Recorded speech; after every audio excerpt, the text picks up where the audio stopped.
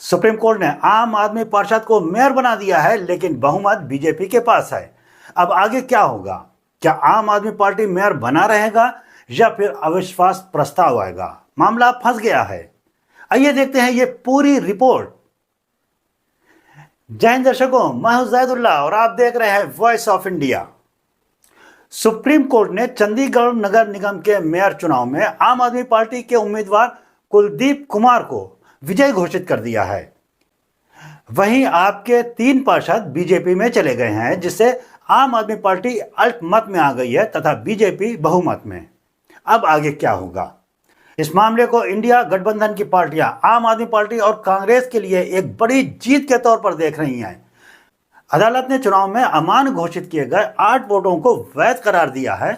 इन अमान्य करार दिए गए वोटों की वजह से ही कुलदीप कुमार चुनाव हार गए थे।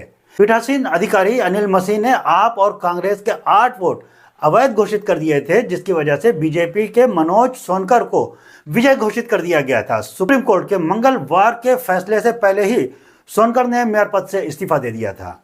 शीर्ष अदालत ने चुनाव में भाजपा उम्मीदवार मनोज सोनकर की जीत को रद्द कर दिया है। सुप्रीम कोर्ट ने मेयर चुनाव कराने वाले पीठासीन अधिकारी अनिल मसीह को जमकर फटकार लगाई है। अदालत ने कहा है कि जिन मत पत्रों को उन्होंने अमान्य करार दिया था, क्या उनके साथ जानबूझकर छेड़छाड़ की गई थी? सूत्रों के मुताबिक सुप्रीम कोर्ट ने कहा है कि अनिल मसीह को सीआरपी की धारा 340 के अंतर्गत कारण बताओ नोटिस भेजा जाए। यह धारा अदालत के सामने झूठी गवाही से संबंधित है।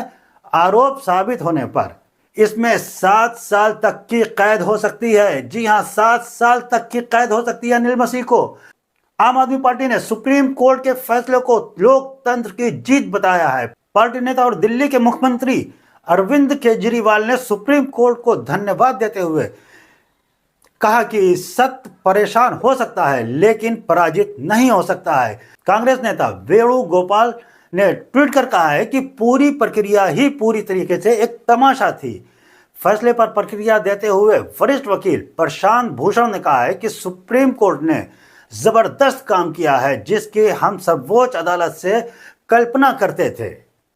वो कहते हैं कि उन्होंने लोकतंत्र की रक्षा की है। उन्होंने ये भी कहा कि ये काम साहसिक और दृढ़ तरीके से किया गया है ताकि जो हॉर्स ट्रेडिंग चल रही थी या हुई थी उसे रोका जा सके।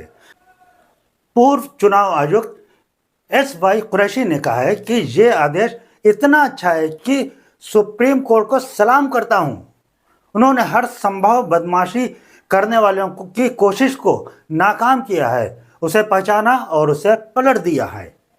कुरैशी आगे कहते हैं कि देरी की वजह से 3 डिफेक्शन भी हुए हैं। अगर दोबारा चुनाव होते तो नतीजे दूसरे घोषित हो जाते। तो सुप्रीम कोर्ट ने उस हॉर्स ट्रेडिंग को भी पहचाना और उसे उन्होंने रोकने के लिए कहा कि जो असली वोट थे वही गिने जाएंगे। मुझे लगता है कि ऐसे फैसले कम देखने को मिलते हैं। आपको बता दें कि सुप्रीम कोर्ट के आदेश से पहले ही रविवार को आम आदमी पार्टी के 3 पार्षद भाजपा में शामिल हो गए थे। चंडीगढ़ में पूर्व भाजपा अध्यक्ष और पूर्व मेयर अरुण सूद ने कहा है कि सुप्रीम कोर्ट के फैसले को हम मानते हैं और उसकी इज्जत भी करते हैं, लेकिन मेयर आम आदमी पार्टी से है, इसके लिए हम सवाल भी उठाते हैं। उन्होंने कहा कि एक तरफ जो कहते हैं कि लोकतंत्र की हत्या हुई है, दूसरी ओर बहुमत वाली पार्टी यानी बीजेपी विपक्ष में है। 10 सदस्यों वाली आम आदमी पार्टी और 7 सदस्यों वाली कांग्रेस पार्टी नेतृत्व कर रही है, जो बिना भाजपा की सहमति के कोई काम कर ही नहीं सकेंगे। हमारे पास संख्या है, हम फैसला करेंगे, लेकिन हमारा मेयर नहीं होगा। सुप्रीम कोर्ट के आदेश के बाद आगे क्या होगा, यह सवाल इसलिए भी उठ रहा है क्योंकि पिछले दिनों आम आदमी पार्टी के 3 पार्षद भाजपा में शामिल हो गए थे। चंडीगढ़ नगर निगम के हाउस में कुल 35 मत हैं और 1 मत चंडीगढ़ के लोकसभा सदस्य का होता है। जब चुनाव हुआ था तब कांग्रेस और आम आदमी पार्टी गठबंधन के पास 20 मत थे और भाजपा के पास लोकसभा की सदस्य मिलाकर कुल 16 मत थे। इसी विवादित चुनाव में भाजपा को 16 मत मिलने से विजेता करार दे दिया गया था और आम आदमी पार्टी के 8 मतों को अवैध घोषित कर दिया गया था। उन्हीं 8 मतों को अब वैध ठहराते हुए सुप्रीम कोर्ट ने आम आदमी पार्टी के कुलदीप कुमार को विजेता मेयर करार दिया है। लेकिन इसके बाद 3 आम आदमी पार्टी के सदस्यों को भाजपा में जाने से आम आदमी पार्टी अब अल्पमत में आ गई है। अगर मेयर का चुनाव दोबारा होता तो बीजेपी जीत जाती, पर ऐसा नहीं हुआ। पहले वाले चुनाव में पड़े मतों को ही दोबारा गिनती कराई गई, जिससे आम आदमी पार्टी की जीत हो गई। अब सवाल यह उठता है कि क्या भाजपा सदन में अविश्वास प्रस्ताव लाकर सुप्रीम कोर्ट के इस फैसले को भी पलट सकती है? तो आपको बता दें कि नगर निगम में फ्लोर टेस्ट नहीं होता। अगर विपक्ष अविश्वास प्रस्ताव लाना चाहता है तो उसके पास 2/3 समर्थन होना चाहिए। इस समय भाजपा के पास नहीं है। भाजपा का अविश्वास प्रस्ताव तभी आ सकता है अगर कांग्रेस वोटिंग में हिस्सा ना ले, जो मुमकिन नहीं है। 2/3 के हिसाब से अविश्वास प्रस्ताव लाने के लिए जीतने वाले के पक्ष को 24 मतों की जरूरत होगी। इसे लगता है कि चंडीगढ़ की मेयर अब आम आदमी पार्टी के पास सुरक्षित है।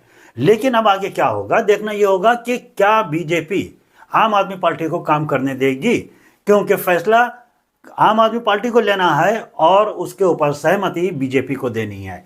अब चंडीगढ़ के नगर निगम में पेच फंस गया है। अब देखना यह भी होता है कि क्या आम आदमी पार्टी का मेयर बनने के बाद ये 3 पार्षद जो बीजेपी में चले गए हैं वो वापस आम आदमी में आ जाते हैं। यदि ऐसा हुआ तो आम आदमी पार्टी को कोई कठिनाई नहीं होगी और आराम से वो नगर निगम के काम को चलाएगी, वरना हर मोड़ पे आम आदमी पार्टी को एक बड़ी मुसीबत का सामना करना पड़ेगा। तो दर्शकों, आपको हमारी ये न्यूज़ कैसी लगती है? अगर आपको हमारी न्यूज़ अच्छी लगती है तो प्लीज़ हमारे चैनल को लाइक करें, सब्सक्राइब करें, इससे हमारा हौसला बढ़ता है। अब हमें इजाज़त दीजिए। जय हिंद, जय भारत।